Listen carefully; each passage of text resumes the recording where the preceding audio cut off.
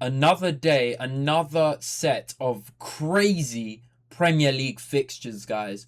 And no, I'm not talking about my team Arsenal. Got the job done 2-0 against Brentford. I just made a match reaction on that on the channel, so go check that out if you guys are interested. But I'm not talking about that one. I'm talking about Leeds 3, Chelsea 1, Brighton losing 4-3 at home to Aston Villa, and Liverpool scraping a 1-1 draw at home to Sunderland. Guys, the Premier League never disappoints. This is looking like the most entertaining season we've seen in a long, long time because it is so unpredictable. It's absolutely mental. I mean, Leeds United, fair play, man.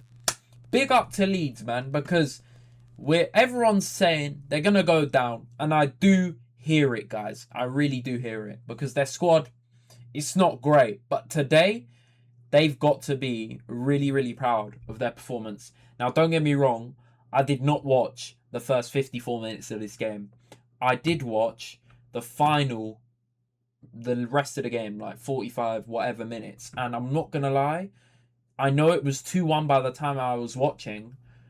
But yeah, it was 2-0 actually when I started watching. Chelsea were absolutely woeful in this game. And you know what? It's not down to Chelsea's main team because this was rotated. But this squad depth is not depthing, guys. They're not like us. They're not like us, guys. I'm not trying to be that guy.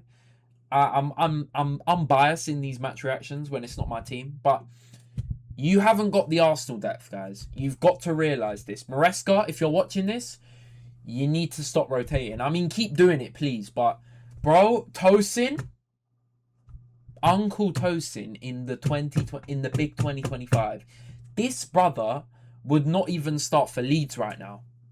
That's how bad he played this game. What on earth am I seeing with a 6.2 match rating? The guy should be getting minuses. That was the biggest stinker I've seen, but he's had some bozo performances. There's a reason why he is the oldest player in the squad and he does not see the pitch most of the time because he is not good enough. I don't know why Maresca thought it was a good idea to rotate him in, but it cost him today. And it's not just him. Of course it's not just him. I'm not going to do that. We're all humans. People make mistakes. And the rest of the team was stinking as well. Sanchez, bozo mistake for the last goal. The back four, abysmal. Chalobah at right back. What on earth was he thinking? Enzo, nothing special. Santos, poor. Esteval, stinker and hooked. He's 18. He is a kid, so you can't rely on him too much. But yeah, with the hype he's coming as Chelsea's best winger, on form, not a good performance at all. Pedro in the 10. Oh, God. They've got a headache, man. They've got a headache because they haven't got a proper number 9. Delap, another stinker. And Gittins, getting an assist and was actually okay, but he got taken off as well. But yeah, guys, big up to Leeds, man. Big up to Leeds. Ellen Road is not an easy place to go. We know that. But with the amount of money Chelsea have spent on this squad and the depth they have, supposedly, bringing on Palmer in the 60th minute, they have to win this. I'm sorry. 3-1 is utterly ridiculous. That is totally unacceptable. That is a ridiculous result, man. Maresca, he's going to get corned for this one because, yes, Chelsea had 70% possession in the game, but Leeds had by far the better chances. It is mental. What am I even saying right now? How am I looking at the stats and Leeds have had 17 shots? 17 shots against the mighty Chelsea. The team that beat Arsenal 1-1 at the weekend. Crazy work. Nah, I'm not even going to do that because that was a very good performance with 10 men. Let's not let the hate watch affect the watch along. I mean, the match reaction, guys. It's been a long day. But yeah, guys, this was awful, man. I don't even need to have watched the whole game to see what I'm seeing here because expected goals 2.82 for Leeds, 1.11 for Chelsea. One big chance all game. with 14 shots on goal. What on earth am I seeing, man? And in that second half, when they did score the Neto goal, they only managed 7 shots, forcing their keeper into a whopping 0 saves. The one shot that was the big chance, I'm guessing, was actually the Neto goal. That is criminal, man. I'm not going to lie. That is ridiculous. For a team that should be challenging, realistically, guys. Like, come on, man. I get the whole Strasbourg thing and the flipping and net spend and all that. But after all of this money, what is the point of spending this money if they're not going to try challenge for the Prem? Now, yes, they won the Club World Cup, which was actually impressive at the time. It is still kind of a pre-season trophy, but I'm not one to say this. I get it, guys.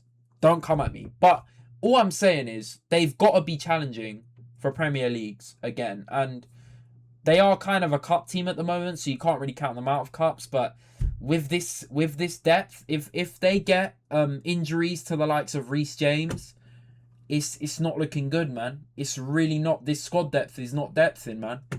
It's not good enough. It really isn't. Why on earth is he not starting Josh Achimpong?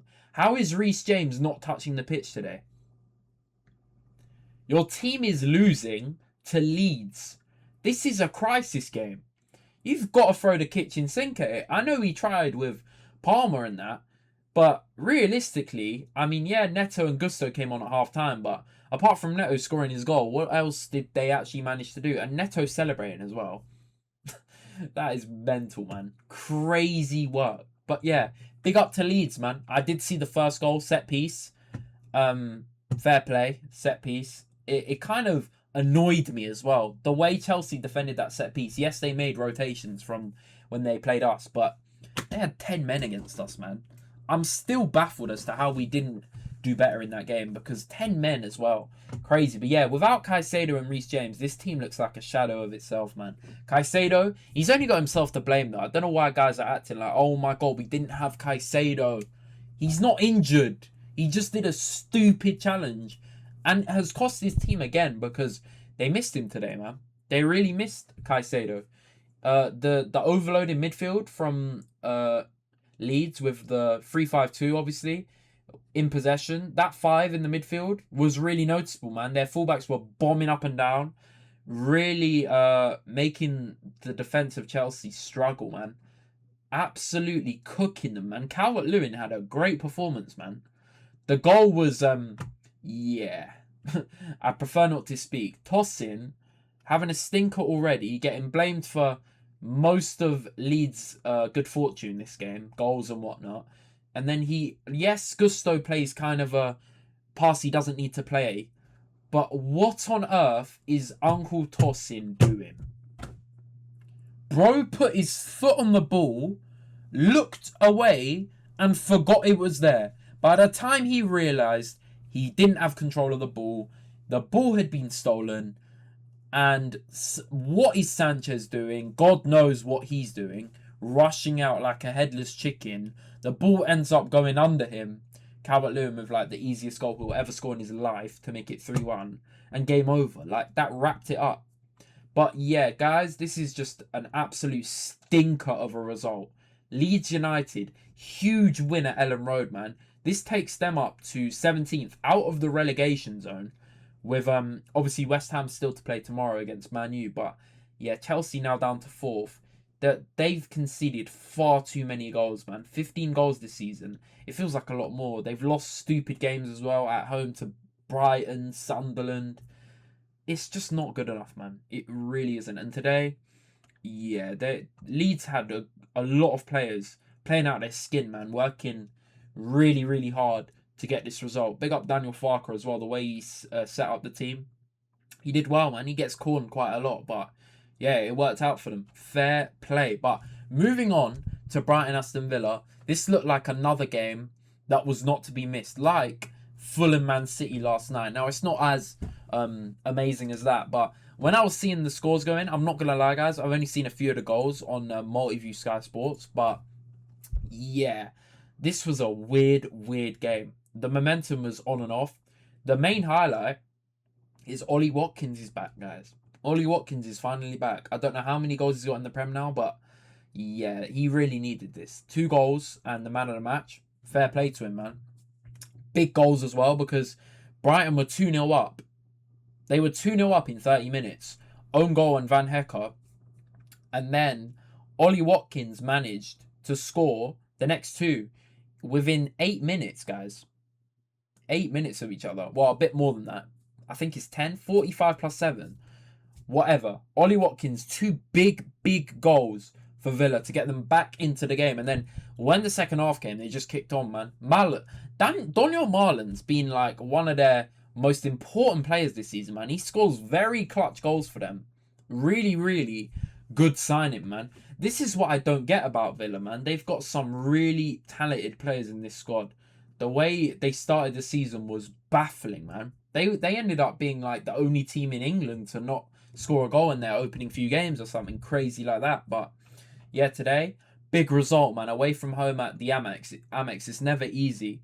But they got the result, man. 4-3 in the end. Crazy end as well. Marlon getting the 4th and then Van Hecker getting an 83rd minute goal. Maybe it led people to think, can it be a City Fulham kind of repeat? But no, man, not to be. Now Brighton, they're going to be up and down all season. Let's be honest. Like the teams like Brighton, the Fulhams, all of these teams, they'll win some, they'll lose some, they'll pull out some shock results. But yeah, obviously Hertzler's going to be very disappointed with this one. I didn't watch the game, most of it, but it looks like Baleba played all right. I mean, he's been getting hooked quite a lot in games, so that's probably good for his confidence. They've got some really young, talented players in here, like Gruder. I don't know how to say his name. Smias? I don't know how to say his name. The striker from, is it Greece? Yeah, he looks good, man. I think he scored one of his first goals the other day. But yeah, defensively, not great, man. Not great at all. But they have their own problems defensively, Villa. I'm not sure. Yeah, with a lot of teams are rotating this week, man. A lot of teams are rotating. I'm not sure where Emi Martinez was, but yeah, Jadon Sancho cannot get a game right now, man. Crazy stuff. But yeah, big up to Villa for finally getting a massive result away from home. Big result. But moving on to Liverpool. Now, Liverpool Football Club, they thought they were back, guys. They thought they were going to pull out a run after beating West Ham away. Yeah, I hate to break it to you guys, but they're not back. They're not back. There's problems in this team. There is big problems. Now, these match ratings are crazy because, yes, I didn't watch the whole game or whatever, but I was watching bits. I was watching Multiview for quite a while, and obviously when it was the Arsenal game, I was watching that, but I was keeping an eye on this game. Now, Wirtz, credit to him, man, because he's been playing a lot better for Liverpool. We know this is what you pay the money for, though, guys. Like, I don't know why Liverpool fans are gassing it up so much. This is what you paid for. It's about time he starts putting in performances. But he had a very good game against West Ham, and today he was very good again, is what a lot of people were saying. Isak, I'm not sure how he played, to be honest. I didn't watch the game, but the rating's not great. But I'm not going to judge it off match ratings. That's crazy. I need to watch the game before I judge. But no goal, no contribution, anything like that. Xhaka, no surprise here, getting the man of the match, because this guy has been pivotal to anything Sunderland have done. And their away record's not been great, but the way they got a draw away at Anfield, that is so impressive, man. I don't care what form Liverpool are on. Sunderland, no one expects them to get a result away at Anfield, regardless of form. Because at home, different story. Away from home, I don't think anyone really gave Sunderland a chance today. So, credit to them, man. Xhaka, what a player, man. What a captain to have. And Talby, that was a beautiful finish to make it 1-0 away, man. Picks up the ball deep and just slaps it low and hard into the corner, man. Alisson maybe should have done better, but yeah, Van Dijk or defending. Van Dijk, man, he's getting away with a lot this season, man. I'm not going to lie, guys. He's having stinkers. Absolute, as the captain as well.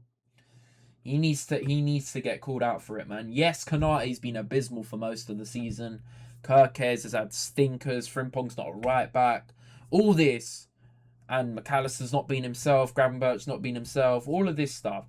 But Van Dijk, what is he doing, guys? Why does he keep doing this aura gimmick where he just backs off and doesn't close down the attacker. Like, bro, what do you think's going to happen? Like, does he magically think his presence is going to make the striker scared and, like, miss the target?